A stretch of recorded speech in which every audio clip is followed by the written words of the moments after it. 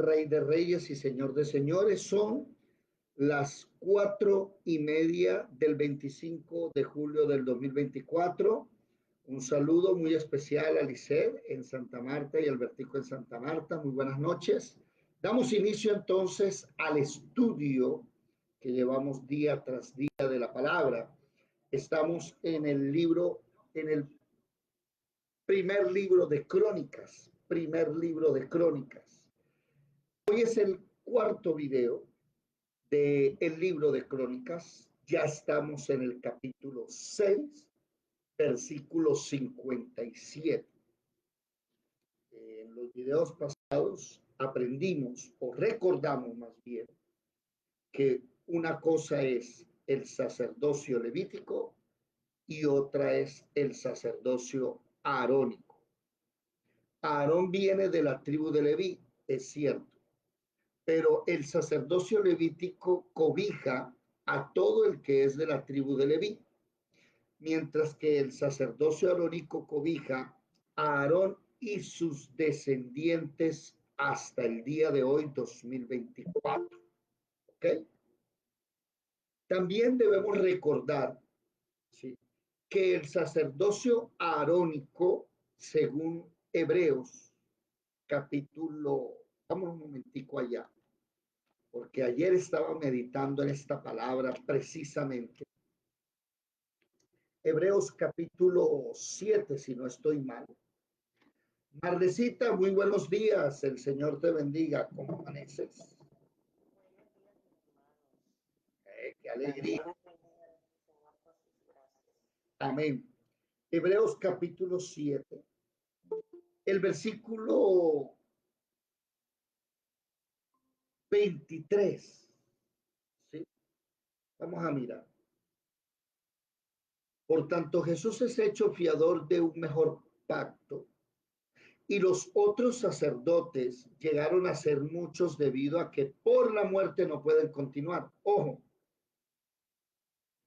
los otros sacerdotes cambiaban, porque la muerte finiquitaba su trabajo. En cambio, Jesús no. Él está vivo. 24. Mas este, o sea, Jesús, por cuanto permanece para siempre, tiene un sacerdocio que inmutable. Por eso el capítulo 5, amén. No, el capítulo, perdón, me equivoqué. Ahí ese mismo capítulo, versículo 21 dice, porque los otros ciertamente sin juramento fueron hechos sacerdotes, pero este con el juramento del que le dijo, juró el Señor y no se arrepentirá.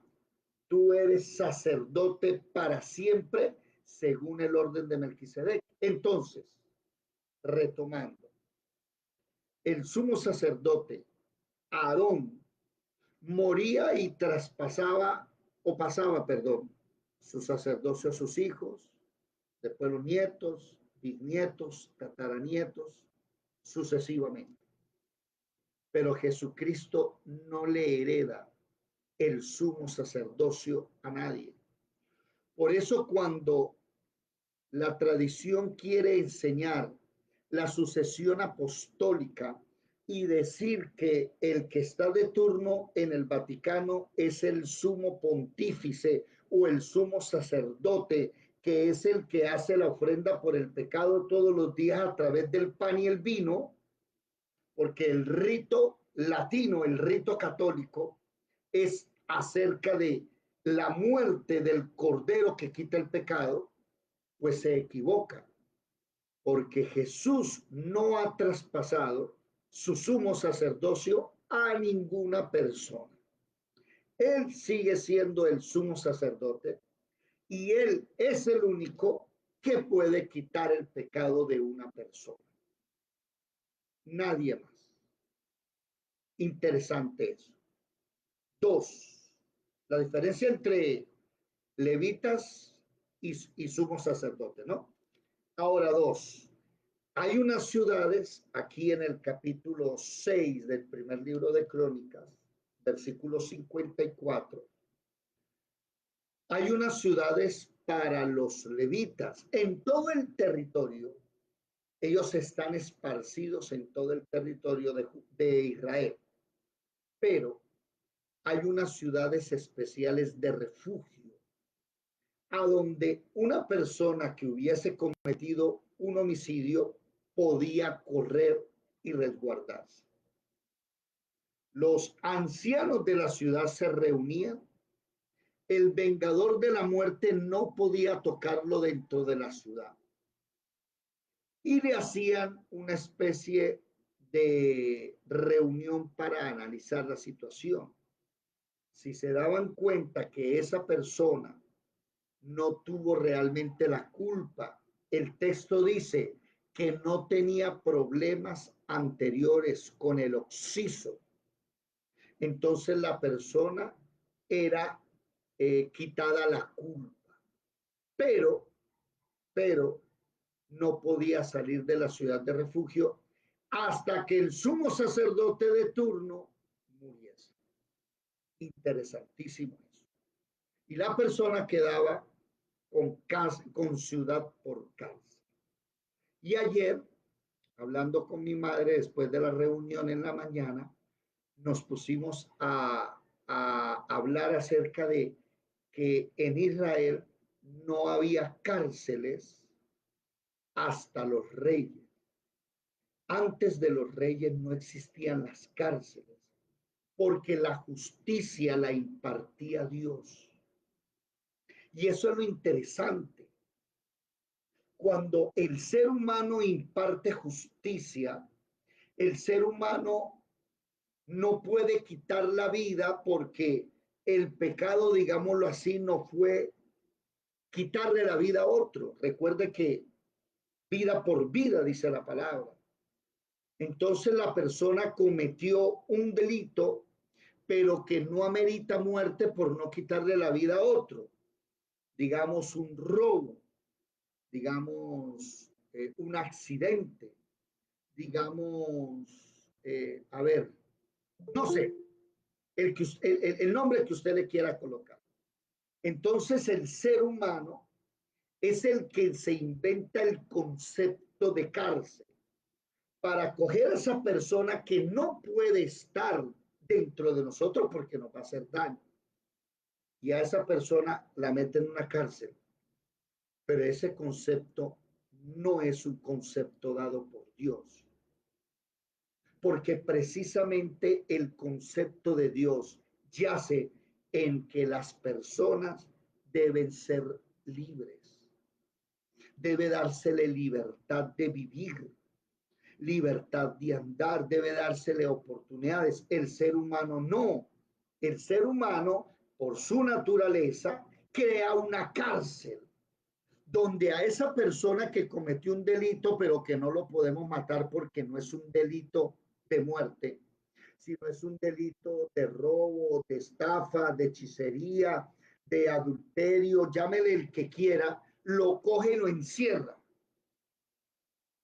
Ayer eso me llamó la atención. Entonces, caminando por la vida, y le agradezco al Señor Jesús que Él me va enseñando, Él me mostraba cómo el hombre, el ser humano, aplica justicia. Y ayer, por ejemplo, me tocó presenciar la ejecución de justicia del hombre y de cómo ejecutaron a un hombre cerca de mí, 4 o 5 tiros. Me imagino que moriría porque tenía una en el pecho y una en la cabeza, creo. Y el Señor me decía, ese es el ser humano. El ser humano mata. El ser humano encierra a otro. Y el ser humano cree que está aplicando justicia. Después los runrunes por ahí, que llegan los runrunes, los chismes, nadie sabe realmente qué pasó. 2 compañeros de ellos se volaron, del que murió o del que le dieron los tiros. Los agarraron después por allá, que tenían un bolso con celulares, plata y armas, que venían de una vuelta, que calladito alguien los persiguió y ejecutó a ese muchacho, lo que sea. Y el Señor me decía, esa es la justicia humana. La justicia humana mata. Y la justicia humana, si no puede matar, lo mete en una cárcel y lo mata lentamente. No sé qué es peor. Y alguien me dirá, pero David, la cárcel es necesario. ¿Seguro? A ver, vamos a pensar eso. La persona cometió un delito contra ti, digamos que te estafó. Digamos, lo que sea, póngale el delito que quiera contra ti. ¿Con cuántos años de cárcel esa persona puede hacer justicia para ti? ¿Cuántos años de cárcel amerita? Segundo, ¿qué hacemos con esa persona en la cárcel? ¿Cómo hacemos para que esa persona cambie? Que ese es el problema realmente en la jurisprudencia y ese es un debate milenial, que qué se hace con los reos para poder resarcirlo, o sea, para poder devolverlo a la sociedad. ¿Cuántos años? Le metemos 1, 2, 3, 4, 5, pero la ira de la persona va a decir, no, métalo de por vida en la cárcel. Ah, lo estás matando lentamente. O sea, estás siendo tú también un homicida, solo que tú no le estás matando. Tú lo que lo haces es encerrarlo como un animal y las cárceles ya han demostrado que lo que hacen es volver peor a las personas. Y así somos nosotros los seres humanos. Los seres humanos cogemos a una persona que cometió un delito, que cometió un error, un pecado, lo que sea, y lo matamos. ¡Pro! ¿Verdad? Entonces comenzamos con la lengua, como hablábamos ayer en la mañana, la murmuración. ¡Pra, pra, pra! Mátelo. ¡Pa, pa, pa! Dispárele. ¡Tra, tra, tra! Ese muchacho me llamaba la atención que ahí en el piso decía, hey, no me dejen morir, llévenme al hospital. O sea, el hombre estaba lúcido. Y yo pensé, decía, ¿será que se salva? Pero pensaba cómo alguien vino y pra, pra, pra, pra, disparó. Después me puse a pensar que las personas que no pueden matar a otro, como cometió el delito, como no merece estar en medio de nosotros, porque ese es un pecador, entonces encerrémoslo y mantengámoslo allá lejos. Ese es el ser humano. Y ayer el Señor me enseñaba y me decía, yo no inventé las cárceles. Yo no inventé matar a la gente. Cuando Caín mató a Abel, oído, Caín le quita la vida a Abel. ¿Por qué Dios no le quita la vida a Caín? ¿Quién me lo dice? A ver, Lisset, el señor abogado, Marle, Carlos, Marelvis. ¿Por qué Caín quitándole la vida a su hermano?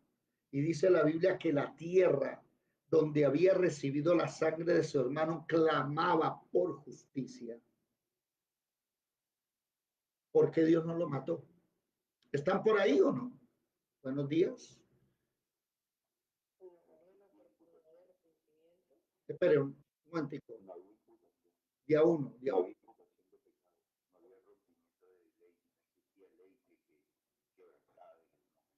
Y la Biblia dice que nosotros los cristianos vivimos sin ley. Pero cuando alguien viene y hace algo que no nos gusta, ¡prum!, lo cogemos en una cárcel y lo encerramos. Perdónenme lo que le diga. Los cristianos somos una cosa rara. Gracias, Señor, por perdonar mi pecado. Pero cuando un hermano me falla, porque me pidió una plata prestada y no me la pagó, entonces metámoslo en una cárcel espiritual, ¿no? Y peguémosle unos tiros, ¡pra, pra, pra!, hablando con los demás. Eso me llamó ayer la atención. Ayer la gente me preguntaba, ¿usted cómo está? Esto y lo otro. Y yo, ¿cómo está de qué? No, pero usted está muy tranquilo. Pues claro que estoy tranquilo. ¿Qué me quieren ver? Llorando, chillando. Alguien me dijo, ponga la mano y yo la puse y no me temblaba. Llegó un momento donde yo le dije, Señor, si llegó la hora de mi muerte, pues me voy, gloria a Dios. ¿Cuántas veces no he dicho que yo me quiero ir? A mí no me interesa quedarme en esta tierra. Si yo me quedo en esta tierra es porque hay que hacer algo para Él y servirle. De resto no me interesa más. No me interesa carro, casa, beca, no me interesa. Y le explicaba a unos que estoy como tratando de disipular allá poquito a poquito. Le decía, eso les vengo diciendo, que cuando la muerte aparece nosotros no temblamos. Claro, nos salvaguardamos porque es el instinto, claro, tocó moverse. Y el Señor enseguida me dijo, ciudad de refugio. Y ¡pam! Me metí en una parte. Bueno, por ahí después pasó otras cosas interesantes. Pero, ¿cuál es el problema de morir? Sin miedo, seguimos trabajando el día entero, no nos quedamos traumatizados. Bueno, también no me voy a traumatizar porque, como dicen en el argot popular, yo soy de la calle, soy un hombre formado en la calle, entonces ya para mí esas cosas las he visto varias veces. Pero me llamó fue la atención sentarme a pensar después que viajaba, cómo el ser humano es capaz de quitarle la vida a otro y cómo el ser humano, para hacer justicia, encierra a otros. El Señor no.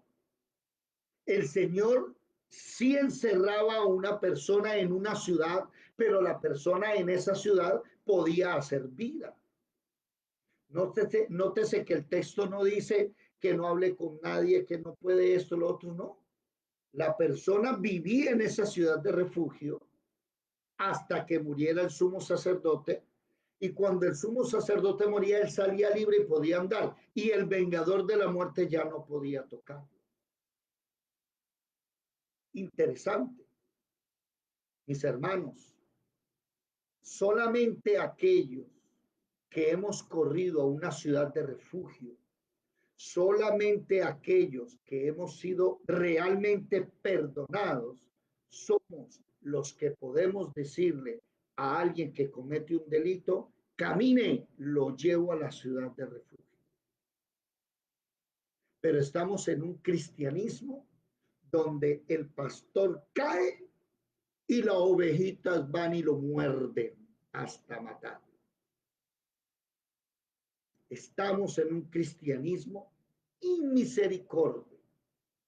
Ah, pero hermano, es que el pastor se gastó mal el dinero, cayó con la cantante. Pues sí, es grave, pero el problema es, Gálatas 6, ¿lo vamos a restaurar con espíritu de mansedumbre o las ovejas lo van a ir a morder? ¿Cuál de las dos? Interesante, interesante. Señores, no metan a la gente a la cárcel, no los maten, llévenlos a la ciudad de refugio, llévenlo ante el sumo sacerdote. Y el problema, por eso les vengo hablando de la sucesión apostólica y de la inmutabilidad de Jesucristo, el problema es que este sumo sacerdote no se muere. Entonces la persona queda para siempre en esa ciudad de refugio, caminando con Jesucristo. Si se llega a salir de la ciudad de refugio, ¿qué pasa? Viene el vengador de la muerte y se lo lleva. Hermanos, por el amor de Jesucristo, aprendan a llevar a la gente a la ciudad de refugio. Llevan a sus cónyuges a la ciudad de refugio.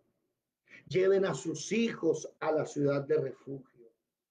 Si el hijo, el cónyuge cae, si el hijo, el cónyuge comete un delito, no lo mate. Llévelo a la ciudad de refugio.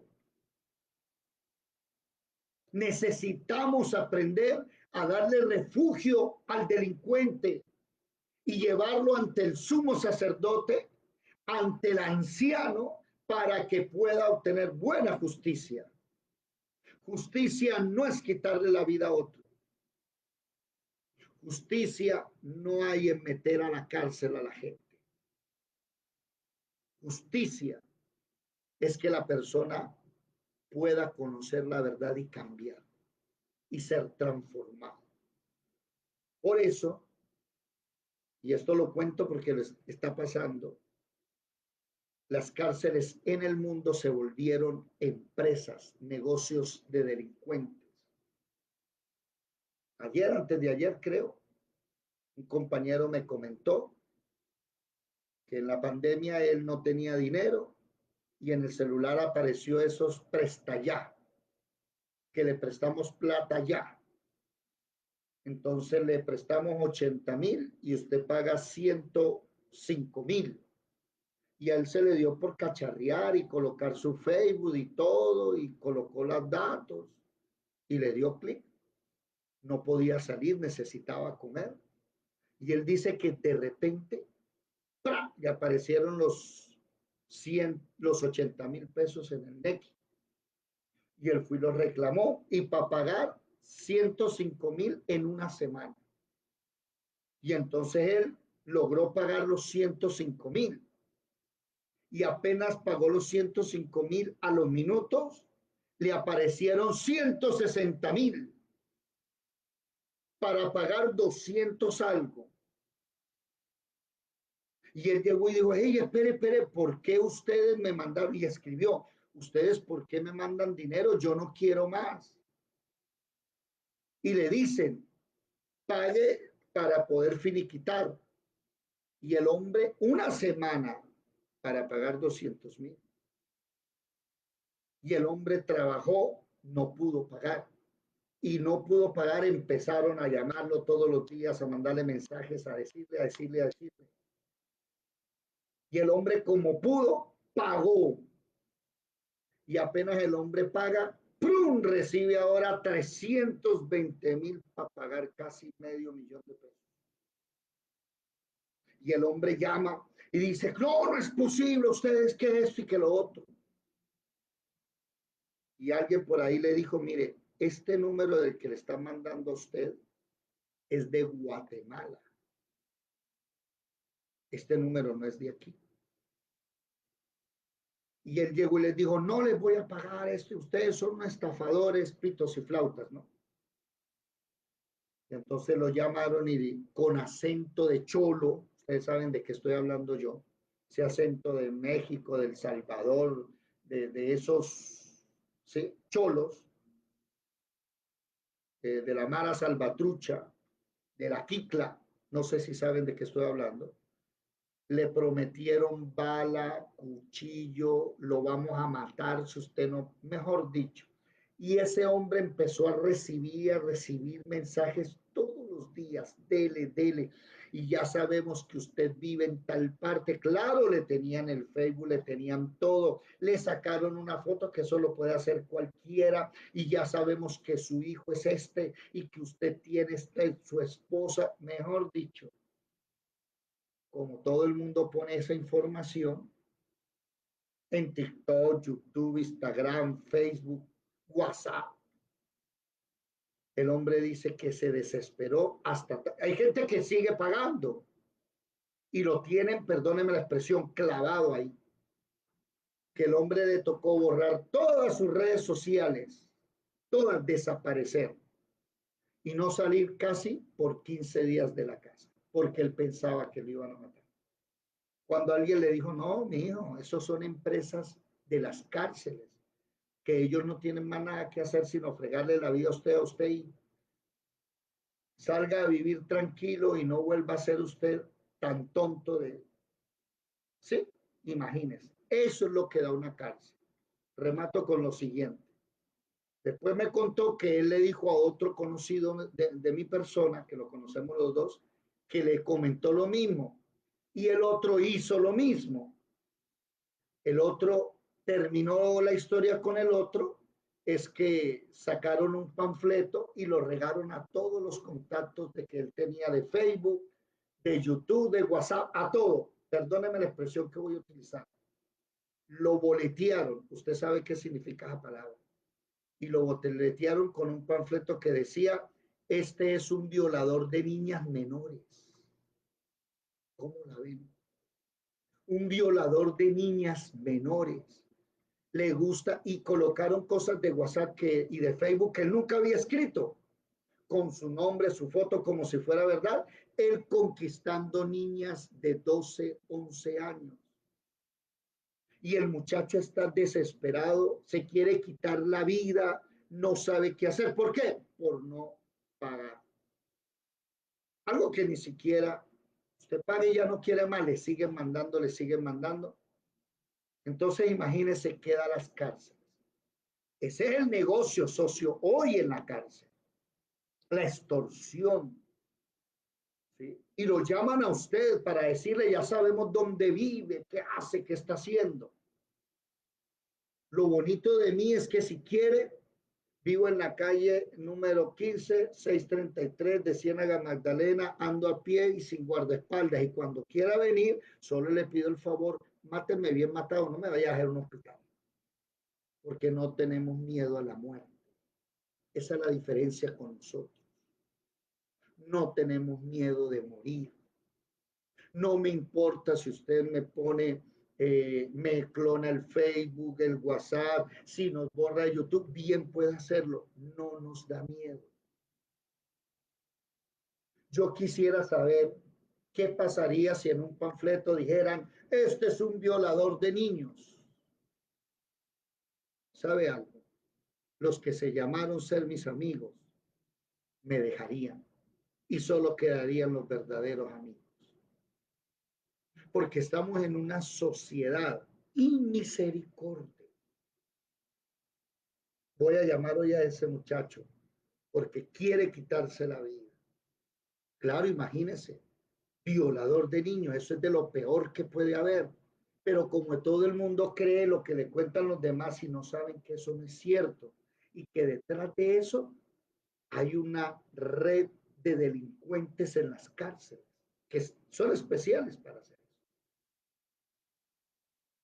Y ahí es donde te das cuenta si el verdadero amigo existe. Porque hay unos que te matan, ¿no? No quiero saber más de usted, hasta luego, y dejan de hablar contigo. Pero hay otros más diplomáticos que te meten en una cárcel. No, mire, chévere, vamos a ir hablando. No, no, no. Por ahorita no voy a estar con usted y te meten en una cárcel. Y allá te dejan ser. Y ayer, antes de ayer y ayer viví esas cosas y el Señor enseñando y diciendo, yo no soy como el mundo. No sé si ustedes se han dado cuenta, pero lunes, lunes, martes y miércoles, Dios nos viene enseñando que quiere una escuela de gente que no mate a otra, que no la meta en la cárcel, de gente que sea capaz de levantar al paralítico, ¿se acuerdan esa noche? De gente que cuando venga, vea a alguien caído, se lo monte en el hombro con otro, lo suba al techo y lo baje a los pies de Jesucristo. Hermanos, matar y meter en la cárcel es de humanos. Eso no es de Dios. Dios no inventó eso. Y Dios es el único que tiene el poder para transformar. ¿Sabe cuál es el problema? Que a muchos se les olvidó o muchos no saben. No, no mentiras. Muchos no viven en la ciudad de refugio. Un cristiano vive en la ciudad de refugio. ¿Por qué? Porque un cristiano es un hombre o una mujer que cometió un delito y está viviendo al lado del sumo sacerdote Jesús. No puede salir porque lo pueden matar. Lleve a la gente a su ciudad de refugio. Solamente aquellos que conocen la ciudad de refugio y su ubicación son los que pueden llevar a otros a la ciudad de refugio. No matarlo, no meterlo a la cárcel. Amén. Primero de Crónicas. Dígame, Alberto.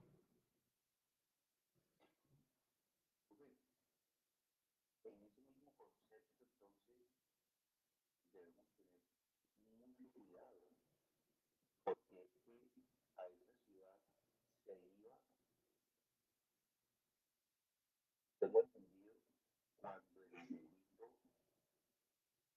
digamos que era cometido, como por decirlo así, como por error, como Sí, Correcto. no quería matar a la O persona. sea, cuando no tenía intención de hacerlo, bueno, listo, lo hizo y va a buscar el refugio. Oye, no, fue un error, yo no quería hacerlo. Y empieza el estudio con el sumo sacerdote. Entonces hay que tener mucho más cuidado,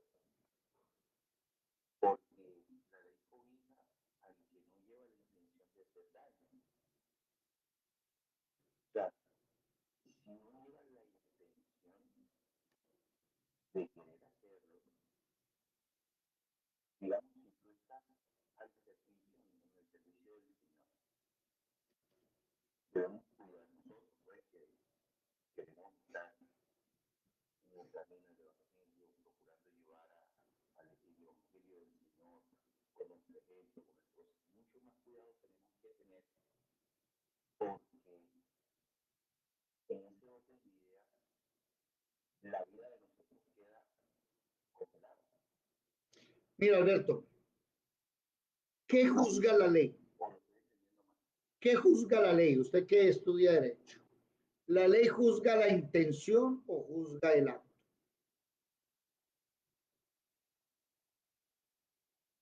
El acto, ¿verdad? El acto. La intención agrava el acto, pero no es juzgada la intención. Así que tú no juzgues intención. A ti no te interesa sino llevar a la persona allá a la ciudad de refugio. Entonces el texto dice, cuando la persona llegue a la ciudad de refugio, los ancianos y el sumo sacerdote se reúnen y hacen lo que tienen que hacer. Ellos son los que deciden si el tipo se queda en la ciudad de refugio o lo sacan para que lo mate el vengador de la muerte. No tú, porque nosotros no somos hacedores de la ley. Creo que dice Santiago o Hebreo. Alguien que me ayude con ese texto. No somos jueces. Ahora, ya le doy la palabra a Lisset. Perdóneme, pero cuando todos ustedes y mi persona corrimos a la ciudad de refugio, ¿nos cerraron las puertas? No, nos dijeron entre, que después hablamos. Entre, entre. Primero sálvese, que viene el vengador de la muerte. Y el problema es que a la iglesia cristiana de hoy se le olvidó que corre a la ciudad de refugio. Entonces, cuando alguien cae, le cierra las puertas y lo mata. Ahora, ayer, dice Gutiérrez, dice, Bueno, eso podemos aplicarlo, hermano, de darle refugio y no encarcelar pues al que está en Cristo, ¿cierto? Cometió un error, falló, cayó, hay que alimentarlo, no hay que, o hay que apartarlo, pero y entonces ¿cómo hacemos con esa persona? Por decir, la situación que usted vivió ayer, él ha venido caminando en un camino de maldad, haciéndole daño a otros. O sea, ¿cómo se hace entonces en ese sentido? Si no existieran cárceles, obviamente nosotros vamos con la intención de predicarle del Evangelio, que conozca a Jesús, pero son unos actos que él ha cometido que tienen unas consecuencias. a ver, yo estoy hablando, utilizando lo que hay, mi hermana Lisset, estoy diciendo es, Dios no inventó la muerte, la pena de muerte, el homicidio, ni Dios inventó la cárcel. Ya si usted me dice, bueno, vamos a sentarnos y hablar de jurisprudencia, y es que nosotros, ya eso es otro plan. ¿Me hago entender?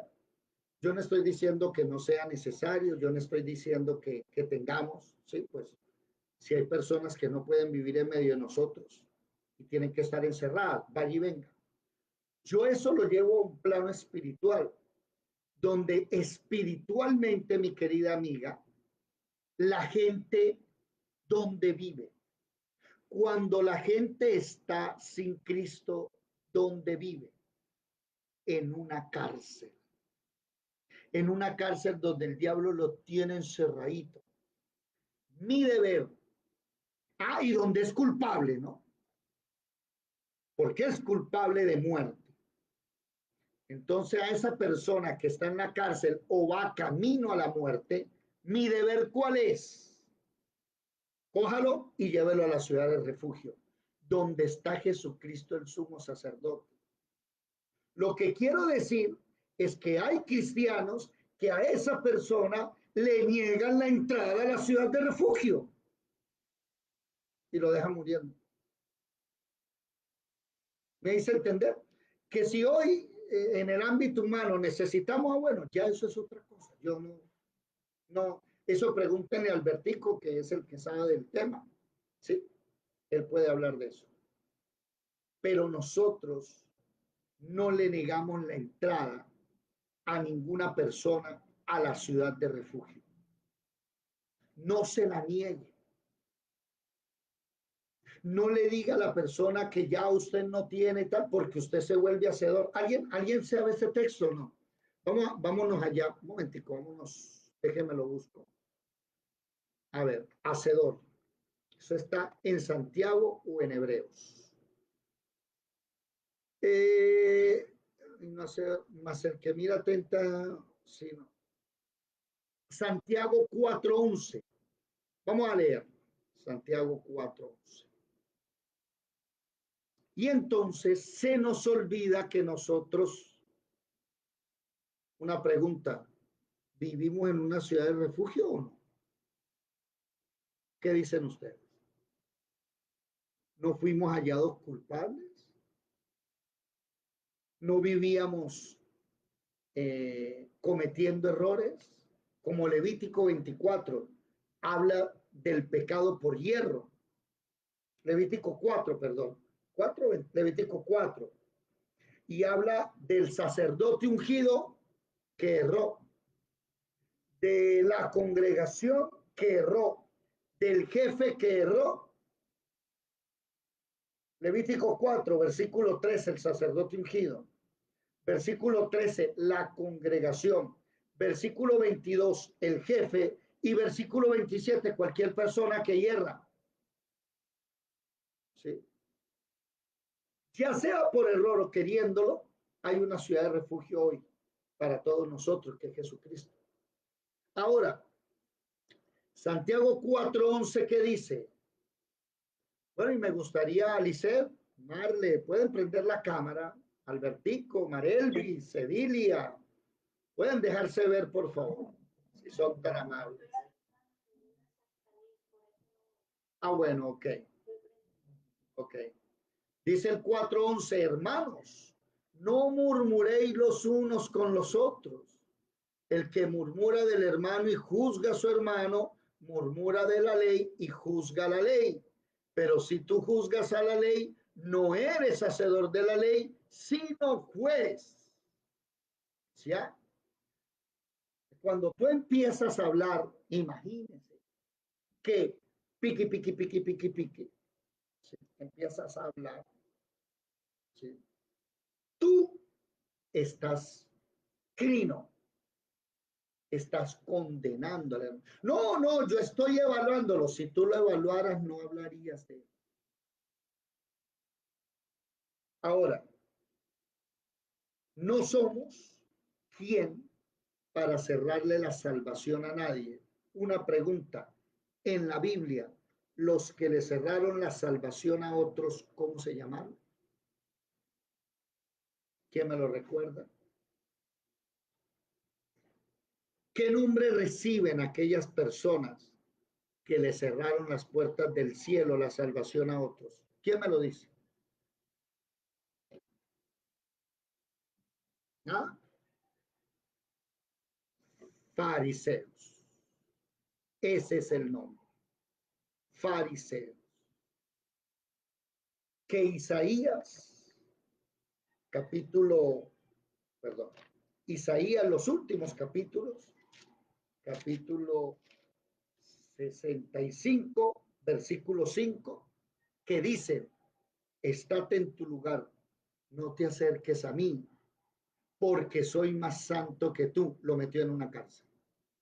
Estos son humo en mi furor, fuego que arde todo el día.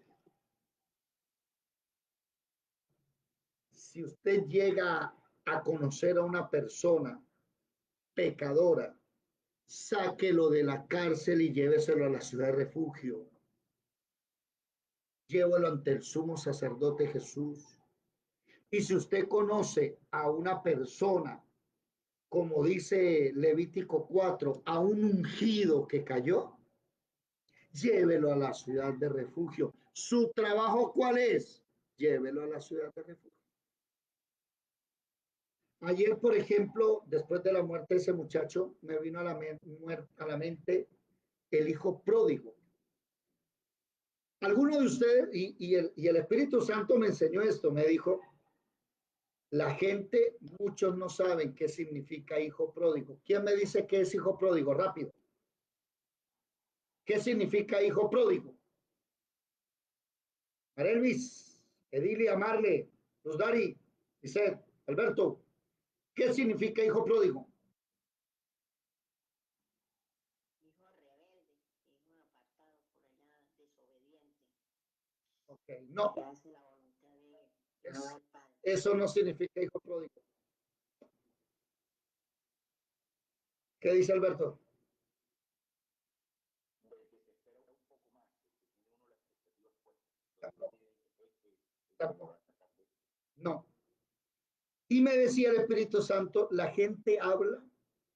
Mire, me decía, hay gente que habla de la Biblia. Uno, no la han leído completamente. Por eso juzgan. Por eso condenan. Porque no la han leído. Porque si tú lees la Biblia de aquí, de Génesis a Apocalipsis, tú terminas diciendo, el cielo va a estar lleno de gente que no lo merece.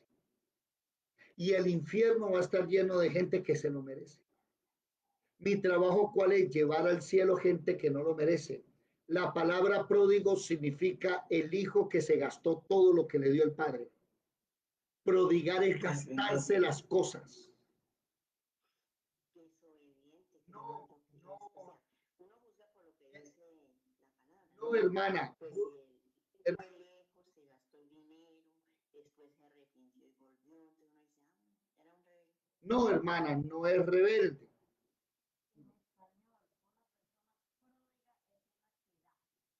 Que da.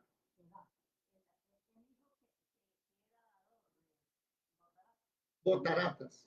Pródigo es el hijo pródigo es el hijo que gastó todo lo que el padre le dio. ¿En qué? No importa, se lo gastó. Eso es pródigo. Ese fue el error del hijo. No que el hijo se haya ido y haya hecho una fortuna y vuelto rico a la casa. No, es que se gastó todo. Entonces el Espíritu Santo me decía, la iglesia de hoy no sabe que el hijo, los predicadores de hoy predican el hijo pródigo para la gente del mundo que vuelva a Dios. Por eso de rebeldes. No, el hijo pródigo está escrito para gente que caminaba con Dios, cogió todo lo que Dios le dio y lo malgastó. Y se lo comió. Y se quedó sin nada. Y cuando vuelven a Jesucristo, cuando vuelven, perdón, al Padre, ¿el Padre qué hace? A ver, un momentico. Yo a usted le di esto, ¿dónde está? Yo a usted le... No, el Padre no le pregunta qué hizo. El Padre lo recibe y arma una fiesta. Y ayer, por eso me decía el Espíritu Santo, hoy andan con un papelito y un lapicero chuleando. La hermana Marta, ¿ora? Sí. ¿Lee? Sí. ¿Va a la iglesia? Sí. ¿Cómo se viste? Sí. ¿Es santa? Sí. Esto y anda chuleando gente. Esa es la iglesia de hoy, que no ha entendido que el evangelio es para pecadores arrepentidos, pero también el evangelio es para pastores, siervos de Dios que cayeron y tienen que comenzar de nuevo. Y eso solo lo puede hacer gente que cayó y Dios la levantó, porque usted no puede dar de lo que no tiene. ¿Me hago entender? Solamente aquellos que cayeron y estando en el lodo cenagoso, vino otro siervo y lo sacó, son aquellos que se van a dedicar a sacar del lodo cenagoso a los siervos que caen. De resto, si usted no ha vivido eso, usted no lo puede dar. Si usted no vive en una ciudad de refugio, usted no puede llevar a nadie a una ciudad de refugio. ¿Me hice entender? No puedes. Si tú no has nacido de nuevo, no has sido salvo, tú no puedes salvar a nadie. Si tú no has sido perdonado, si tú no has recibido el amor de Dios, tú no puedes perdonar a nadie. Por eso terminas o matándolo o terminas metiendo al hermano a la cárcel, pero lo alejas de tu vida. ¿Me hice entender, hermana Luz David? No es la historia del hijo pródigo, no es para gente rebelde, es para gente que Dios le dio, lo amó y ellos se gastaron todo en cosas indebidas y llegaron hasta el punto de querer comer de lo inmundo y se arrepintieron y dijeron: en la casa de mi padre hay muchos siervos, voy ahora a no ser el hijo, me voy a devolver ahora a ser el siervo. Y había un hijo que le dijo al padre: ¿por qué a él sí le hace fiesta, a mí no? ¿Sabe por qué? Porque tú eres hijo, todo es tuyo. Él no, él estaba muerto y volvió. Y hay cristianos que son como ese hermano, que cuando vuelve el hermano arrepentido, se ponen bravos y juzgan. Y usted no merece estar aquí. ¿Sabe una cosa? Tiene razón. No merezco estar aquí, por eso no vengo como hijo, ahora vengo como siervo. Esa historia está en Ezequiel capítulo 16. Vamos a analizar Ezequiel 16. ¿Sí? Y me gustaría pedirles el favor a todos los presentes, si son tan amables, vaya un momentico a Facebook y dele compartir. ¿Podrían hacerlo? No tienen que salirse. Ustedes van, buscan Facebook, siguen en la reunión.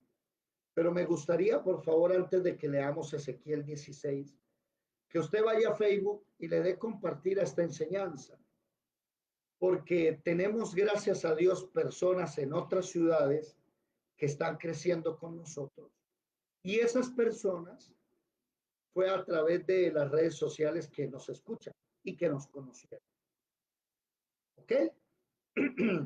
Por ejemplo, Jorgito, Dios te bendiga, Jorgito. Jorge Enrique en Ecuador llegó al grupo por las redes sociales. Amén. ¿Quién más por aquí llegó? Marle llegó por las redes sociales. Marelvi llegó por las redes sociales. No, Marelvi no llegó por las redes sociales. Bueno, en fin. Ezequiel 16. Póngale cuidado. El hijo pródigo. Las ciudades de refugio son para gente del pueblo que cae. Amén. ¿Qué dice Albertico Ezequiel 16? Oiga, Ezequiel 16. Sí, tranquila, tranquilo. Versículo 3. Jerusalén le está hablando a la ciudad amada. Y comienza hablándole del origen. Ahí dice, Jerusalén, tu origen, ¿cierto? Ok. Listo. Dice, tu nacimiento es de la tierra, y empieza a hablarle del papá, de la mamá, en el versículo 4 y 5, que cuando nació la botaron al suelo, no le quitaron el cordón umbilical. Versículo 6, Dios pasó, la vio en su sangre, con su placenta todavía tirada por ahí, ¿sí? Y le dijo, vas a vivir. Entonces es él la persona que nace de nuevo, ¿sí? Entonces Dios lo multiplicó, creció, versículo 7, se hizo hermosa. ¿Sí? ¿Van conmigo o no? ¿Quién está conmigo? Ezequiel 16. Amén. Vamos en el versículo 6, donde le dice, cuando estabas en tus sangres, vive. Entonces nació de nuevo, la persona fue libre, ¿no? Entonces Dios la limpió, le hizo multiplicar, se hizo grande, o sea, pasó años con él. El pecho se le formó. A la señorita del pecho se le forma a los que 12, 13 años, digámoslo. O sea, ya llevaba 12 años caminando con Dios. Le creció el pelo, pero andaba desnuda, ¿no? Entonces, de esos niños, de esos indígenas, por ejemplo, que andan desnudos por ahí, pero cuando empieza a crecerle el cuerpito, pues tiran a taparse unos, porque hay otros que pues andan en viringa, ¿no? Ah, ¿cuántos de ustedes vieron en la Amazonía brasileña o peruana? No me acuerdo cuál de las dos. Hace unos días salió un video, captaron a una tribu de esas tribus que nunca han conocido la civilización y a ellos ya les tocó salir a la orilla del Amazonas porque los de la ciudad, o no los de la ciudad, no, hay personas que están devastando el Amazonas y ellos están huyendo de las máquinas, no saben, ellos piensan que las máquinas son monstruos. Y mostraban un video de cómo salían y estaban hombres y mujeres totalmente desnudos, total, su pecho, sus partes bajas, todo desnudo. Y son hombres de 30, 40 años de edad, ancianos. ¿Sí? Entonces aquí dice, ¿sí? Estabas desnuda y descubierta, puede ser 20 años que estaba con el Señor. ¿Van conmigo o no? Póngale cuidado para que vean. Estamos hablando de una persona que Dios la llamó, le dio de comer todo y va creciendo. Versículo 8. Y pasé yo otra vez junto a ti, o sea, pasaron los años y volvió Dios y la miró. Y era tiempo de amores. Ese tiempo de amores, ¿qué es?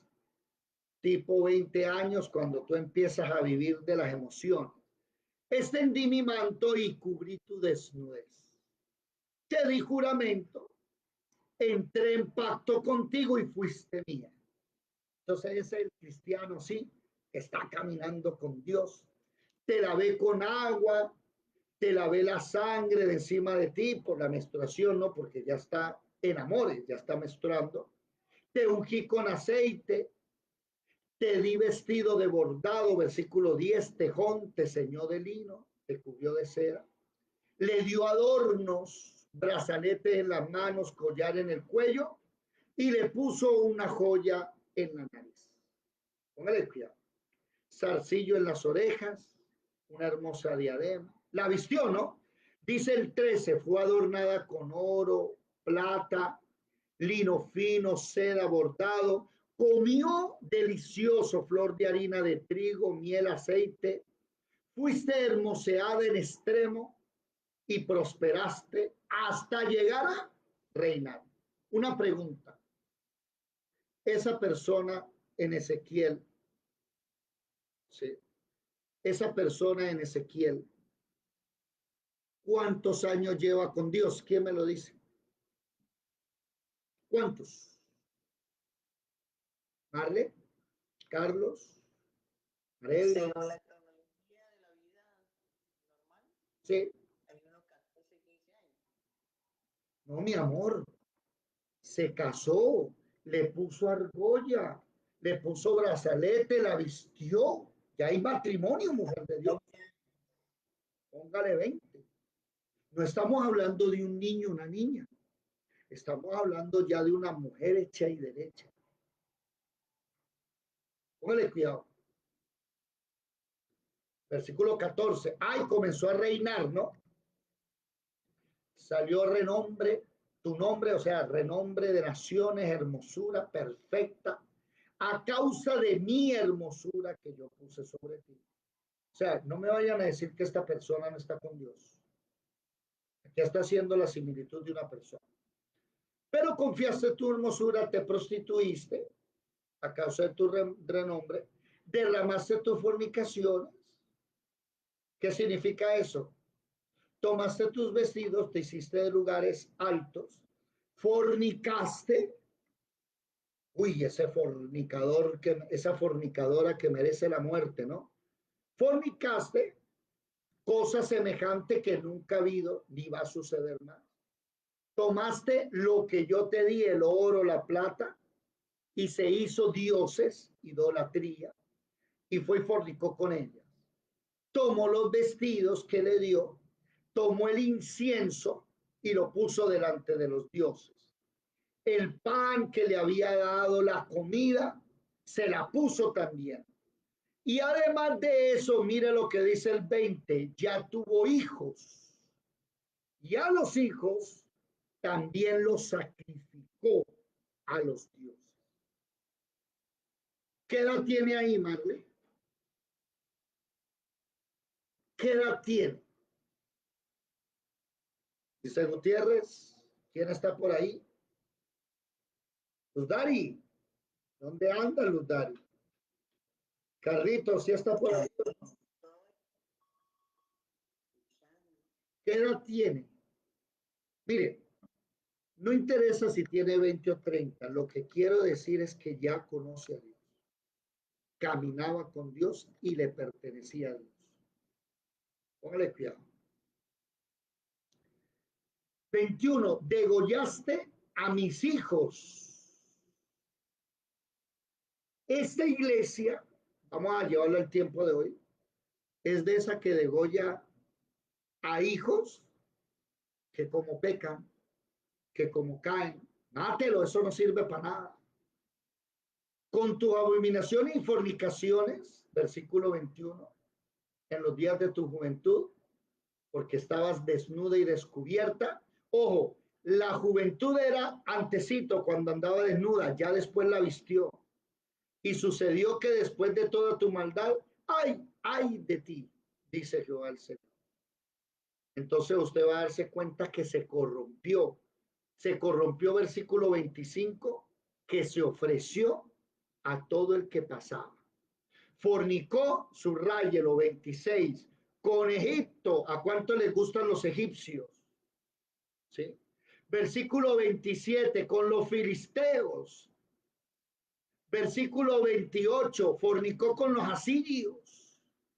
Versículo 29, con los cananeos y con los caldeos, con los de Babilonia por allá. ¿Alguno aquí le gustan los griegos, le gustan los romanos? ¿Sí? Las romanas, las griegas. ¿Cuántas aquí le gustan las egipcias?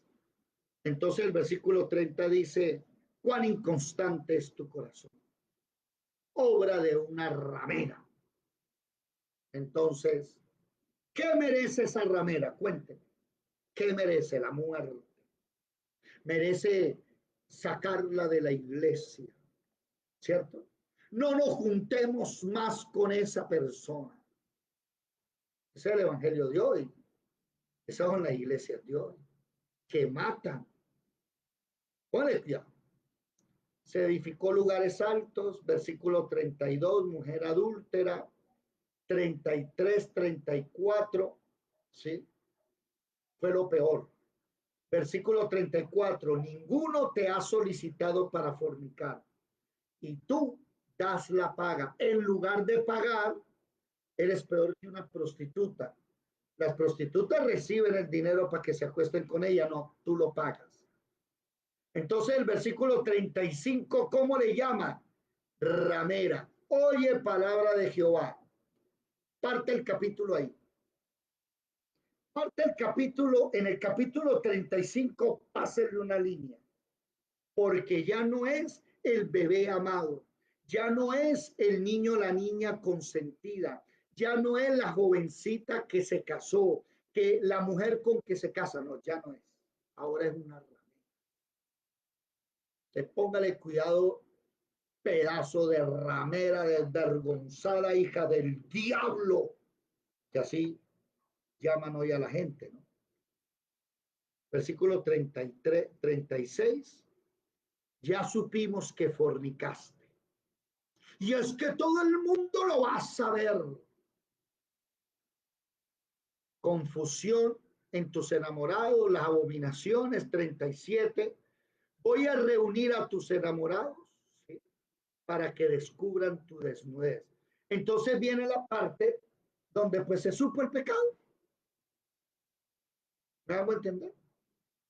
Donde esa persona pues la gente se dio cuenta que era una ramera. Entonces de 38, yo te voy a juzgar con las leyes de la ramera y de las que derraman sangre, porque como mató los hijos, y voy a traer ira y celo sobre ti. Te entregaré en manos de ellos. Van a destruir todo lo que tú tienes y se van a llevar tus hermosas alhajas y te van a volver a dejar desnudo. Muchedumbre, versículo 40, te va a apedrear y te van a atravesar con las espadas. Van a quemar tu casa, van a saciar mi ira, por cuanto no te acordaste en los días de tu juventud. Versículo 43. ¿Sí? Versículo 44, te van a humillar con refranes. Eres igual que la maldición de todos tus padres y tus hijos. Tu hermana te desechó el marido, tus hijos. ¿Sí? Y empieza a hablar de Samaria. ¿Sí? O sea, estaba hablándole a Jerusalén, ¿no? La capital del reino del sur. Ahora le dice, mire, tu hermana Samaria, ¿sí? Y Sodoma, ¿sí? Las menores que tú.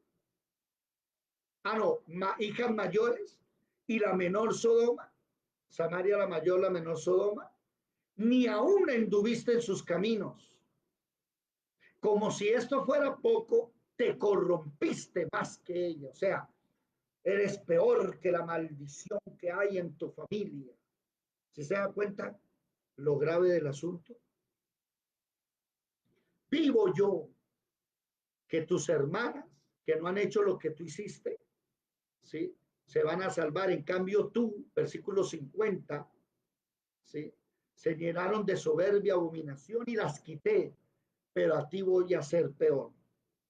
Dice la 51, vea, tu hermana Samaria no cometió ni la mitad de tus pecados. ¿Sí? Versículo 52. Tú juzgaste a tus hermanas, ahora yo te voy a juzgar a ti. ¿Sí? ¿Se dan cuenta ustedes el juicio tan tremendo? ¿Sí? Versículo 57. Antes que tu maldad fuese descubierta, así también ahora llevarás tú la afrenta de los hijas de Asiria. Buenas, ¿están por ahí o no? Aquí estoy. Una pregunta. Cuando vino Dios a derramar toda su ira sobre ti, ¿qué pasó? Cuando vino Dios a acabarte porque tú eras un pecador desvergonzado, peor que todo el mundo, ¿qué hizo Dios? ¿Quién me lo dice? Me arropó con su amor, empezó a sacar de mí todo aquello que me apartaba de él. Fue mostrando el camino. Pero le falta una cosita. Ajá. Vino Jesucristo, se puso y dijo, castíguenme a mí. El cristiano de hoy quita a Jesucristo y termina matando al hermano cristiano.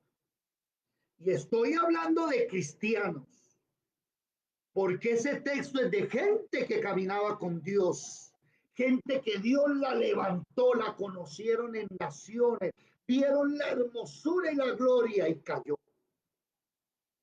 Eso no se predica hoy en las iglesias.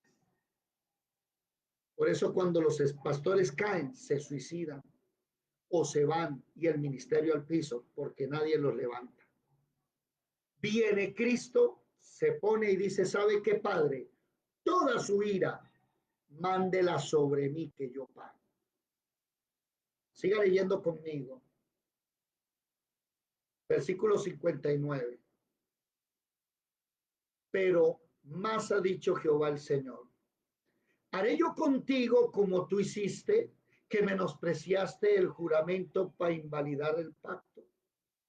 Ante yo tendré memoria de mi pacto que concerté contigo en los días de tu juventud y estableceré contigo un pacto sempiterno. ¿Qué significa eso? Un pacto que nunca va a ser violado. Te acordarás de tus caminos y te avergonzarás. Cuando Samaria y Sodoma vengan ante ti, te las voy a dar por hijas, pero no por tu pacto, sino por mi pacto que voy a confirmar contigo.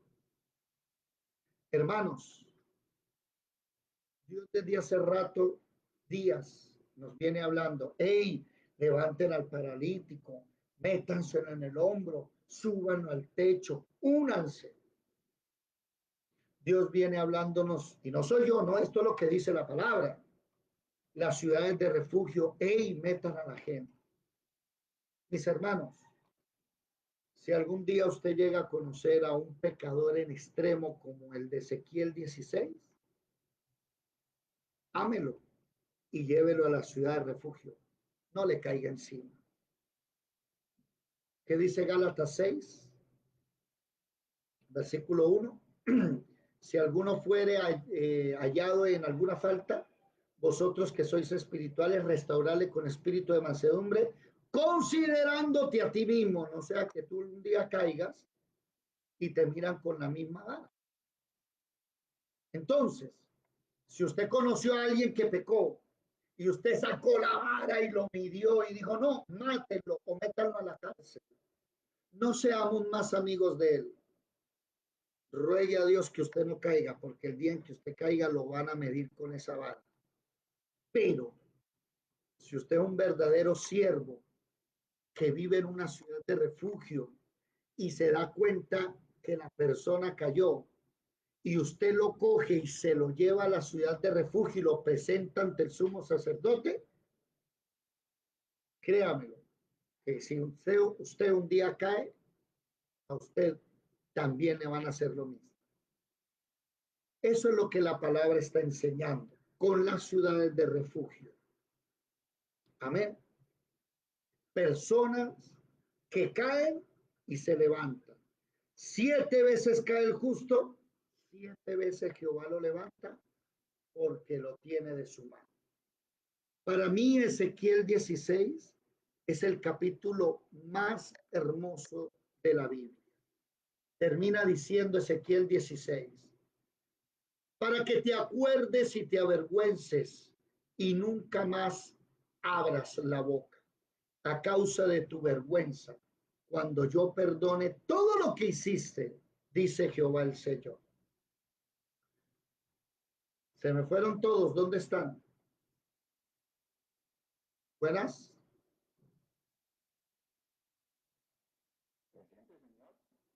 Una pregunta. Aquí estamos, aquí estamos. En ese texto, ¿cuántas personas hay interactuando? ¿Quién me lo dice?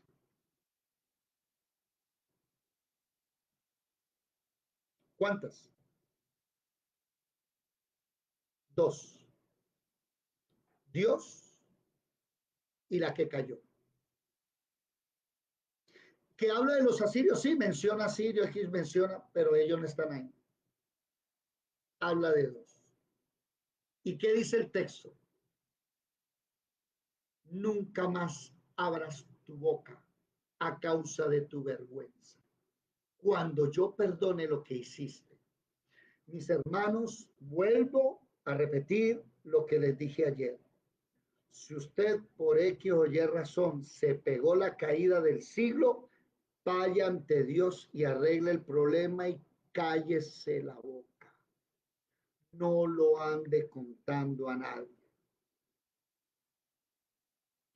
El que mostró el pecado de Jerusalén fue Dios, no usted.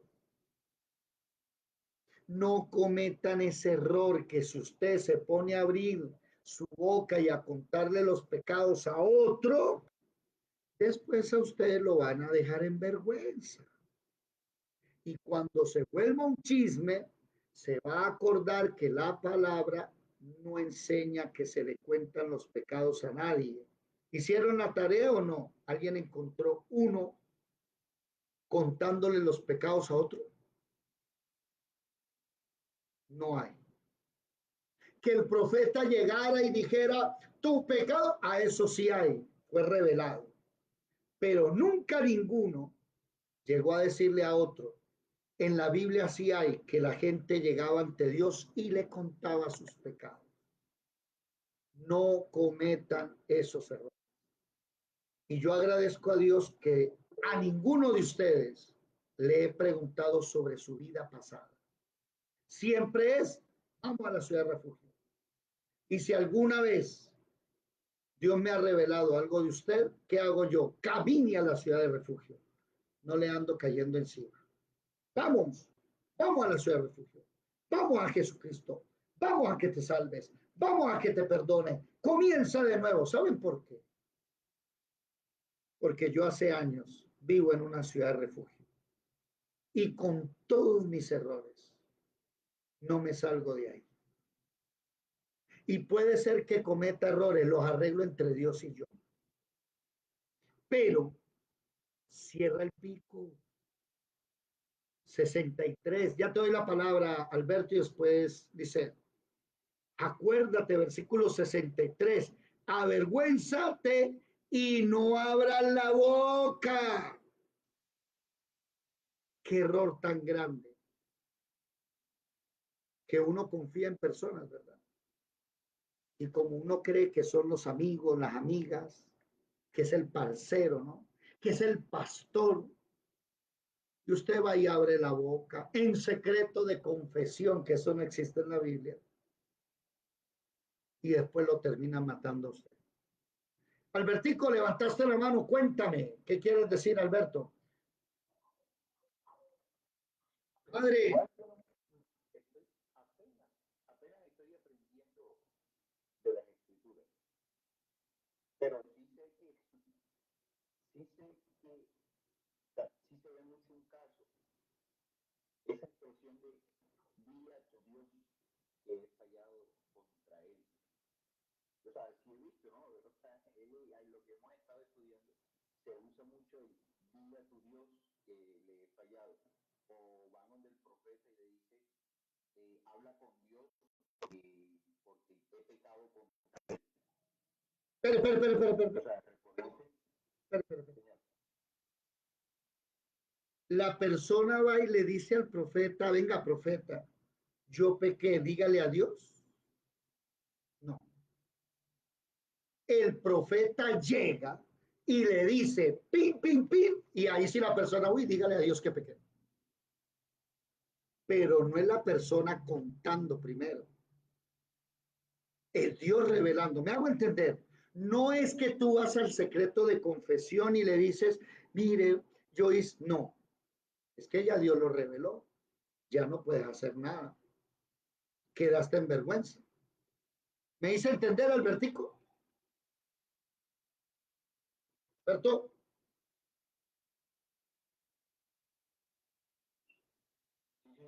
Sí, sí.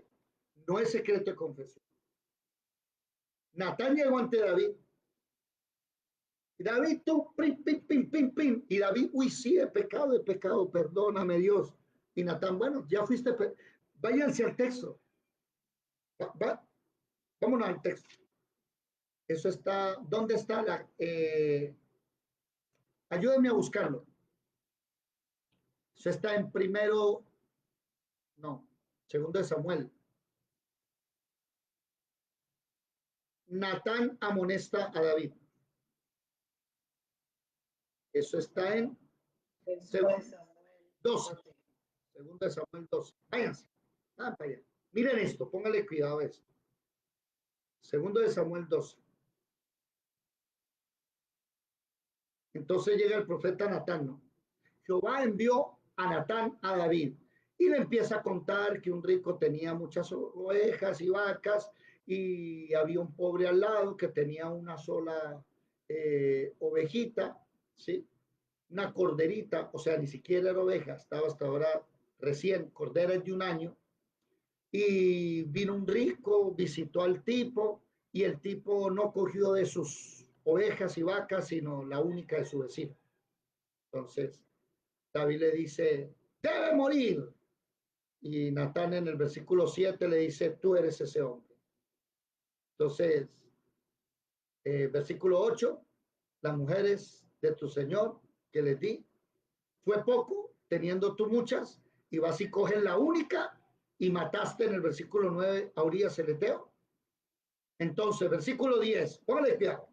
1, de tu casa no se apartará la espada. Versículo 2, 11, segundo punto, voy a levantar mal sobre tu casa y a tus mujeres las van a violar delante de todo el mundo. Eso pasó. Versículo 12, como tú lo hiciste en secreto, tercer punto, yo voy a hacer esto delante de todo el mundo. Y David le dice, ya. Entonces dijo David a Natán, pequé contra Jehová. ¿Y qué le contestó Natán? Dígame, ¿qué le contestó? ¿Están leyendo o no están leyendo? Dice, Jehová también ha remitido tu pecado. Pero le falta un pedazo. Morirás. Oiga, ¿cómo remitió el pecado? ¿Cómo? ¿Quién me lo dice? Lo borró. Sí, pero David ya fue a presentar la ofrenda por el pecado. Ya pasó el día de la expiación donde los pecados de Israel son borrados por el sumo sacerdote. ¿Sabe una cosa? David a solas ya se había arrepentido y arreglado entre Dios y él. Y Dios le dijo, hace rato te perdoné, tranquilo. Eso es entre tú y yo. Lo que pasa es que David, dígame, O sea, pero si hubiese sido así, el Señor no lo hubiese sacado a la luz. espérate, lo que pasa es que el pago ya no lo tienes que dar, yo ya lo dije, pero la reprimenda la tiene que recibir, porque es que el problema es que Dios nos perdona, pero también ¿qué? Pi, pi. ¿Cómo? Pi, pi. ¿Qué significa eso? Pau, pau. Es que Dios no te deja sin reprimenda, pero la culpa del pecado Dios la quitó. Por eso David se acuesta. Cuando Natán hace eso, David se acuesta sobre el rostro. ¿Quién me dice para qué se acostó David? ¿Ah? Durante, sí, pero durante 7 días se acostó sobre, no se paró ni comió. Sigamos leyendo el texto, sigamos leyendo el texto. Versículo 15, Natán se volvió a su casa. Jehová hirió al niño y enfermó gravemente. Versículo 16, rogó por el niño, ayunó David y entró y pasó la noche acostado en tierra. ¿Sí? Y se levantaron los ancianos y lo querían levantar, él no quiso. Y al 7º día el niño murió. Versículo 19, cuando David, viendo a los siervos que hablaban entre sí y entendió que el niño había muerto, ¿sí? Le dijo David a sus siervos, ¿ha muerto el niño? Y ellos respondieron, murió. Entonces David se levantó se bañó, se ungió, se cambió la ropa, entró en la casa de Dios, adoró, vino, comió pan, comió vino, vino a su casa, pidió pan y comió. Y los siervos le dicen, ¿qué es esto que has hecho? Por el niño viviendo aún ayunabas y orabas, y muerto él te levantaste y comiste pan. Y él respondió, cuando el niño vivía yo ayunaba y oraba, y lloraba. Pero ahora que se fue, ¿qué puedo hacer? Antes yo voy a él no va a volver a mí. Mire, ¿por qué fue que David se acostó 7 días? Lisette, no fue por su pecado. Ya su pecado había sido perdonado. No, ahí dice que sigue viendo a ver si el Señor se compadecía de él. Del niño. Y cuando el niño muere, David se levanta y dice, se acabó. Por eso hay gente que peca delante de Dios, se arregla con Dios y no anda llorando después, sino ya se perdonó, no hay nada más que hacer. Lo que murió, murió, y lo que siguió, siguió, seguimos la vida. Y la gente cree que uno se va a flagelar, porque no, si ya Jesús pagó por mí. Hermano David, disculpe una pregunta en cuanto a eso. Madre, Ajá, hoy día acá dentro de la congregación, pues cuando una persona no está en pecado y eso, que lo meten en disciplina. O sea, eso está bien meterlo así en disciplina. miren, lo que pasa es que las congregaciones son ordenadas, ¿no? De las congregaciones tienen los ancianos, me hago entender, hay un orden. Entonces la persona, cae el pastor, ¿sí? Y al pastor lo meten en disciplina. ¿Qué es disciplina? Disciplina es un tiempo de restauración, ¿sí? Ahorita te contesto eso. Es un tiempo de restauración, donde se le da la oportunidad al pastor de hacer un alto, arreglar las cosas que tiene que arreglar, porque si el hombre estaba robando, usted lo sigue colocando ahí, o si el hombre cayó en adulterio, primero arregle su hogar. Entonces le dan un tiempo. ¿Cuánto? No sé, la Biblia no habla de tiempos, pero eso sí es algo humano. Óigame, dice, es algo humano. Ahí tenemos a Jimmy Swaggart, que el hombre de Dios que se pegó la caída más grande del siglo. Nadie ha caído como él. Y Jimmy Swaggart cayó con una prostituta y salió por televisión. Eso fue en Estados Unidos un escándalo. Y ahí está Jimmy Swaggart, sigue con una iglesia grande, el hijo es un gran predicador y a él fue perdonado y sigue siendo pastor. ¿Por qué? Porque está ese amor. La disciplina es amor, no es cárcel.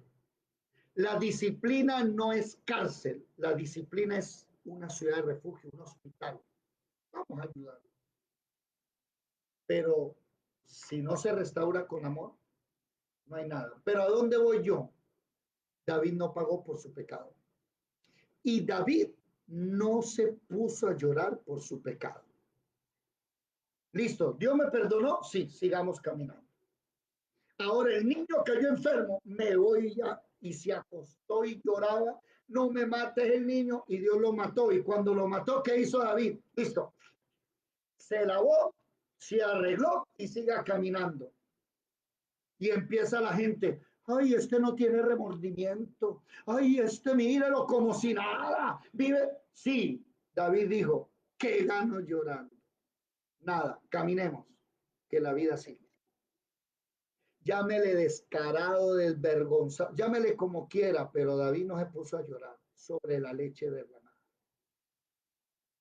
Hermanos míos, si por alguna razón usted llega a caer, vaya, arréglese con Dios, que nadie sepa y siga caminando, que la vida sigue.